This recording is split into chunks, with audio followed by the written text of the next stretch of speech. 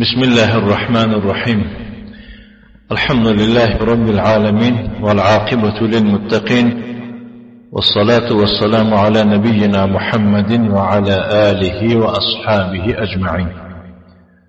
أما بعد، فنتابع درسنا من كتاب شرح الأصول الثلاثة لشيخ الإسلام محمد بن عبد الوهاب بن سليمان بن علي رحمه الله تعالى، والشرح لفضيلة الشيخ العلامة عبد العزيز بن عبد الله الراجحي حفظه الله تعالى. وقفنا عند قول شيخ الإسلام حيث قال: ودليل التوكل قوله تعالى: وعلى الله فتوكلوا إن كنتم مؤمنين، وقوله: ومن يتوكل على الله فهو حسبه.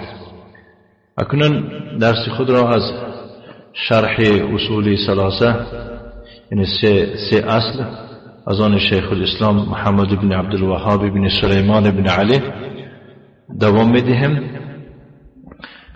شرح از آن شیخ علامه عبدالعزیز بن عبدالله راجحی، الله نگهدارش باشد.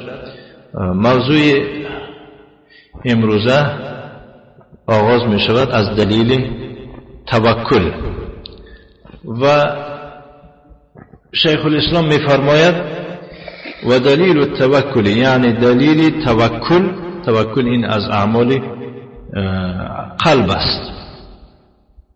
دلیل توکل قول الله تعالی است، یعنی دلیل نسبت آن که توکل این عبادت است سخن او تعالی می فرماید: و علی الله فتوکلوا ان کنتم مؤمنین، شما به الله توکل بکنید اگر واقعا مؤمن باشید. و نیز می فرماید: و من یتوکل علی الله فهو حسبه، کسی به الله توکل بکند الله کفایت کننده اوست. نه شارح می فرماید: الشرح هذا دلیل التوکل، این است دلیل توکل. وقال تعالی: وعلى الله فتوکلوا ان کنتم مؤمنین، شما به الله توکل بکنید اگر مؤمن باشید. هنا قدم الجار والمجرور على الفعل للحصر. در اینجا اگر اهمیت داده باشد، الله سبحانه و تعالی جار و مجرور را از فعل پیش ذکر کرد. در اینجا جار و مجرور چی آمد؟ از فعل پیش آمد، یعنی علی الله علی جار، لفظی الله حق سبحانه و تعالی مجرور، جار و مجرور مقدم آمد، پیش آمد. این برای چیست؟ این برای حصر است، یعنی معنای حصر چنین می شود. خود الشیخ گفته است: والمعنى على الله توکلوا لا على غیره، معنای قاعده حصر آن بود است که شما به الله توکل بکنید نه به غیر الله. همین جار و مجرور پیش آمدنش همین معنی میده، شما فقط به الله توکل بکنید و به غیر الله توکل نکنید. والتوكل هو الاعتماد على الله في حصول النتيجة بعد فعل الأسباب. دیده چی میفرماییم؟ توکل این اعتماد، تکیه به الله کردن است. در چی؟ در موردی به دست آوردن نتیجه. یکون نتیجه را به دست میبرم گفته به الله توکل میکنید، ولی بعد از انجام دادن سبب، یعنی برای خاطر به الله توکل کردن با یکون سبب هم کردن در کن. ثم تعتمد بقلبك على حصول النتیجه، بعد از آن به قلبت تکیه به الله میکنی به خاطر به دست آوردن نتیجه. هذا خاص بالله، توکل یعنی از عبادت های است که خاص به الله حق سبحانه و تعالی می باشد که به غیر الله به هیچ وجه ممکن نیست توکل کردن. نه.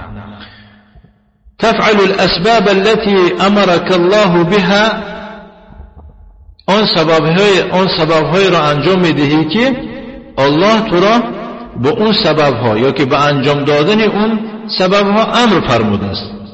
تطلب الرزق، مثلا رزق طلب میکنی. تبیع و تشتری، میفروشی میخری.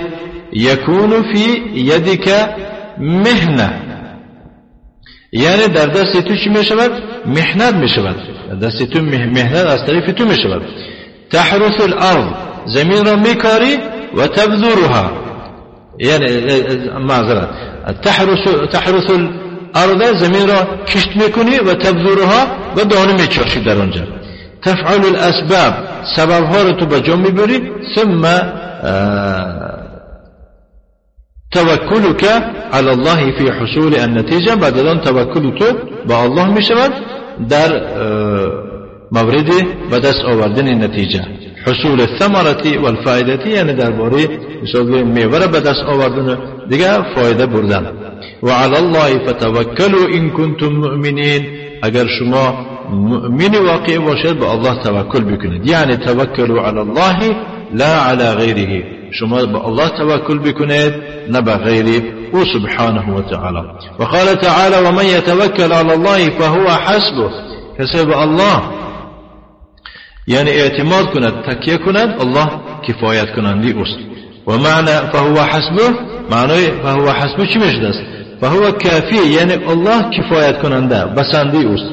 و من کان الله کافی فلا مطمع لاحد فیه، یعنی کسی را الله کفایت کننده بسنده او باشد، واقعا کسی الله را برای خود کفیل قرار دهد، این برای من کفایت کننده است بگوید، برای کسی در حق اون کسی گفت طمع نیست.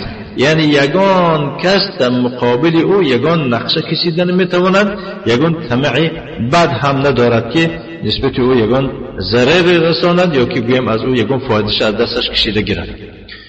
اکنون با دیگر نوع عبادت میگذره. و دلیل الرغبت والرهبت والخشوع قوله تعالی، و دلیل نسبت آن که رغبت کردن یعنی هوسمند شدن، طمع کردن، و رهبت ترسیدن، و الخشوع خاکساری کردن، قول الله تعالی میفرماید انهم كانوا يسارعون في الخيرات ويدعوننا رغبا ورهبا وكانوا لنا خاشعين.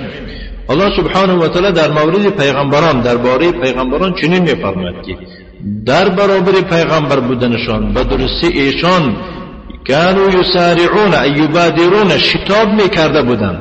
شتاب میکردن یعنی آهسته نمیجوندن، تنبلی نمیکردن، شتاب میکردن در چی؟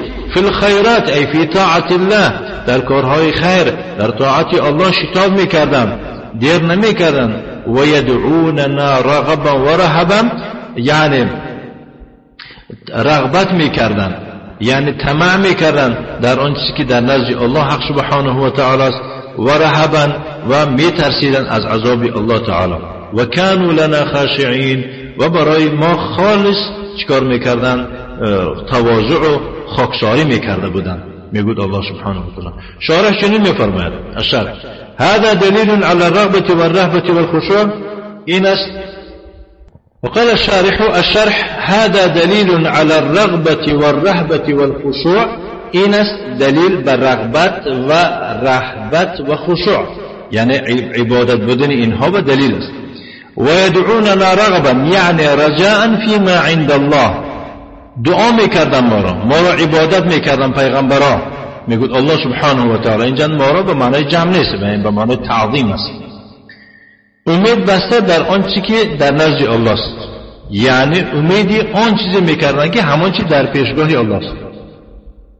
و رهبه و میترسیدن، و كانوا لنا خاشعين، برای ما خاکساری میکردن، یعنی خوفا منه، از الله میترسیدن. و كانوا لنا خاشعين خاضعين، برای ما خاکسار و شکسته حال بودن.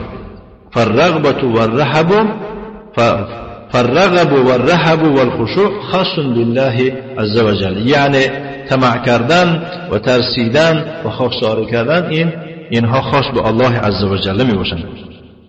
لا يرغب الانسان الا لله ولا يرهب الا منه والمراد بالرغب والرهب العباده، یعنی شیخ میفرماید طمع کردن، انسان یگان طمع نمیکنه مگر به الله طمع میکنه و نمیترسد مگر از او میترسد. و مراد یعنی که با رغبت و رهبت اینجا درباره رغبت و رهبت عبادت میرود. نعم.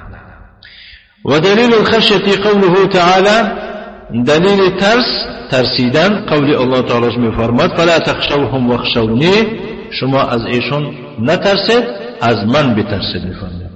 شارح میفرماد دلیل الخشیتی قال تعالی فلا تخشوهم، میفرماد از ایشان نترسید ای لا تخشوا الناس خشیت العباده، یعنی از مردم نترسید با کدام نوعی ترس؟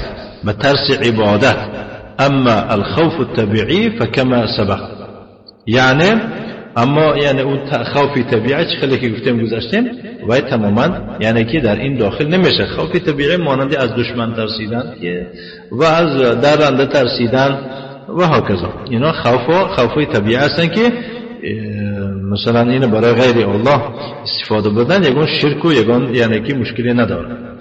و دلیل الانابه قوله تعالی، دلیل انابت، معنی انابت یعنی مراجعت به الله کردن. انابت به مانند توبه هست، فقط یک چیز دارد که و یک خصوصیت دارد که اون خصوصیت در توبه نیست. مثلا اون خصوصیت از چی عبارت است؟ توبه از گناه دست کشیدن تمام، اما انابت از گناه دست کشیدن و به طرف خیر و بهبودی با تلاش و کوشش و برزیاد کردن میبین. بنابراین یعنی که انابت این خصلتی خیلی هم بزرگ است. الله تعالی میفرماید و انیبوا الی ربکم، شما به سوی پروردگارتون مراجعت بکنید، به سوی طاعت الله شما یعنی برگردید. و اسلموا له، یعنی برای الله خاکساری بکنید و اطاعت از او بکنید. شارح میفرماید یعنی ارجعوا الیه سبحانه و تعالی، به سوی الله سبحانه و تعالی مراجعت بکنید، برگردید. والانابه الرجوع الى الله بالتوبه والاخلاص. شارح میفرماید که انابت این به الله برگشتن است و توبه کردن و به اخلاص کردن. و اسلموا له، و تسلیم او بشوید. فالانابه خاصه بالله، انابت این خاص به الله میشود. ما ينيب الإنسان إلى غير الله ينيب إلى المخلوق ويتوب إلى المخلوق يطلب منه أن يغفر له ذنوبه كما يفعل النصارى. يعني نباید که انسان بغیر الله چکار بکند؟ یعنی که مراجعت بکند. ينيب مثلا إلى المخلوق، با میگن مخلوق، و توبه کند به سوی مخلوق، از او طلب بکند که گناهاش همون مخلوق بیامرزد. کما یفعل النصارى، چخلی که این کارا میکنن نصرانی ها. النصارى یتوبون الى قسیس فیغفر ذنوبهم، یعنی نصرانی ها توبه به همون قسیس های خودشون میکنن، همون یعنی که مخصوص دارن در یک جای خودشون میشینن، جای معین دارن و گناه های همون کسا را میبخشن به گفته خودشون. والله تعالی یقول، الله تعالی میفرماید و من یغفر الذنوب الا الله، و گناه ها را جز الله کسی نمیبخشد، نه قسیس و نه یگان کسی دیگر. و یعطیهم سک الغفران الى الجنة بعد القساوسة وكذلك بعد الشيعة يرجعون الى شيوخهم فيغفرون لهم ذنوبهم. و مخصوص یک چیز یک بیم روی خط میتیاد که و روی خطی آمرزش بوده است به سوی جنت همون ها، یعنی بعضی همون قسیس ها همین کار میکنن. بعضی چی می روی خط میتیان که ویتنسش میتیاد که گناهی تو بخشیدگی که جنت میروی. اعوذ بالله. و همچنین بعضی شیعه ها هم مراجعت به همون شیخای خودشون میکنن، شیخاشون و یا گناهاشون مغفرت میکرد است. هذا شرک، این شرک است. الله تعالی میفرماید و من یغفر الذنوب الا الله، و جز الله یگان کس گناه ها را نمیبخشد. هنا الانابه خاصه بالله، در اینجا انابت خاص به الله عز و جل است. كما في قوله تعالى، چنانه که در قول الله تعالی آمده است و انیبوا الی ربکم و اسلموا له، شما مراجعت به پروردگارتون بکنید و تسلیم او بشوید. نعم.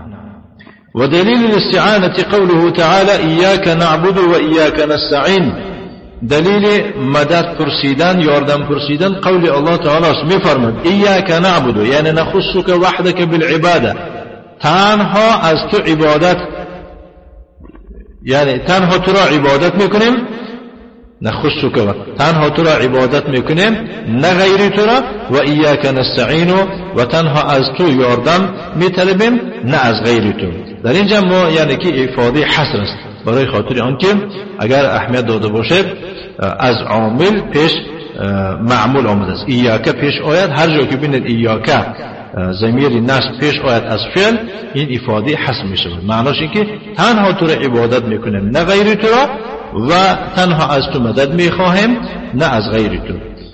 و فی الحدیث در حدیث چنین آمده است: و اذا استعنت فاستعن بالله، اگر یاردم بپرسی بس از الله یاردم بپرس. اخرجه الترمذی من حدیث عبدالله بن عمر. شارح میفرماید دلیل استعانتی ایاک نعبد و ایاک نستعین، این دلیل با یاردم پرسیدن میشود. قدم الظرف على الفعل لافاده الاختصاص، یعنی ظرف در اینجا چی؟ یعنی ضمیر گفته شده از فعل پیش آمده است. برای چی؟ برای خاطر افاده اختصاص، مخصوص، یعنی مخصوص خاص از تو یاردم میپرسیم شده است. والمعنى نعبدك یا الله ولا نعبد غیرک، معناش چنین میشود که ای الله ما تو را عبادت میکنیم غیر تو را عبادت نمیکنیم. در لفظی الله یا الله همزه نمیشود و همزه دار آمده است، خطا آمده است. و نستعین بک ولا نستعین بغیرک، از تو مدد یاری میجویم نه از غیر تو. ایاک نعبد هو معنى لا اله الا الله، ایاک نعبد این همون معنای لا اله الا الله است. و هذا مفهوم من تقدیم الظرف، اینا فهمیده میشود از چی؟ از همون جهت ظرف پیش آمدن است، اینه که ایاک، لانه یرید بالاختصاص، زیرا که او معنای اختصاص اراده میکنه. لو قلت نعبدك ما اراد الاختصاص، اگر یعنی که وی که مثال نعبدك در این حین یعنی که این اراده اختصاص مخصوص نمیشه، تو را عبادت میکنه میشه. نقول نستعینك، مثلا میگیم که از تو یاردم میپرسیم. لما قدم الظرف ایاک نعبد، یا وقتی که ظرف از ایاک نعبد مثلا چه خیلی که اومده است پیش آید، بس چی میشد؟ صار معنی ایاک نعبد ولا نعبد غیرک، معنی چی نمیشود که تنها تو را عبادت میکنیم غیر تو را عبادت نمیکنیم. و ایاک نستعین، و تنها از تو یاردم میجوییم. فالعبادة حق الله، عبادت حق الله است، در این حق یگان کس شریک شدن نمیتواند. فمن عبد غیر الله وقع في الشرك، کسی غیر الله را عبادت کنه در شرک میافتد. و كذلك الاستعانه، همچنین یاردم پرسیدن. من استعان بغیر الله فقد اشرک، کسی از غیر الله یاردم پرسد وی شرک آوردگی میشود، به شرطی که در اون کاری که وی خوش به الله باشد. یعنی که مثال گریم اگر خوش به الله باشد از غیر الله پرسد شرک میشد گفته شده است. اون در پایان خشوع میفهمونه. و دلیل استعانه قوله تعالی ایاک نعبد و ایاک نستعین، دلیل و یاردم پرسیدن شده است. و در حدیث آمده است که چون یاردم بپرسی از الله بپرس، گذشته می حدیث عبدالله بن عباس. نعم. والمراد الاستعانه فی العباده، در اینجا مراد استعانه یاردم پرسیدن عبادت را میگن. اما الاستعانه فی الامور العادیه فلا بأس، اما یاردم پرسیدن در کارهای عادی، در کارهای بسیط عادی هیچ گم ندارد، واقع ندارد. که ان تقول مثلا میگوی که یا فلان فلانه اعنی فی اصلاح سیارتی، من کمک بده یاردم بده درباره آباد کردن نقلیاتم. اعنی فی اصلاح مزرعتی، من یاردم بده در باره چه اصلاح کردن درست کردن کشتگاه من. اعنی فی قضای دینی، من یاردم بده درباره ادای قرضم. لا بس هذا، این هیچ کم ندارد. هذا حی حاضر قادر، چون که اون کسی که تو از او یاردم میپرسی زنده است، حضور دارد و قادر است، میتواند تو را یعنی که دستگیری کنه یاردم کرد. لكن تستعین بالمیت او بالغائب، اما تو اگر از مرده یاردم بپرسی او بالغائب یا از کسی غیب زده، هذا لا يجوز، این جایز نیست. هذا شرک، این شرک است. لأن المیت لیست معه الاسباب، زیرا اینکه میت همراه خود سبب ندارد. او تستعین بحی حاضر فی امور لا یقدر علیها الا الله، یا که مثلا تو از یک زنده و حاضر یاردم میپرسی در یک کاری که با اون کارها جز الله کسی قادر نمی باشد. حتی ولو کان حیا حاضرا، گرچند که او زنده باشد حاضر باشد.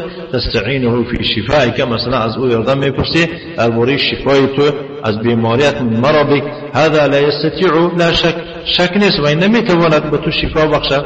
و تستعین بحی حاضر بان ینجیک من نار، از یک یعنی که زنده مثلا حاضر چه نه یعنی که یاردم بپرسی که تو از آتش یعنی از چی دوزخ نگه دارد هذا لا يستطيع و نمیتواند.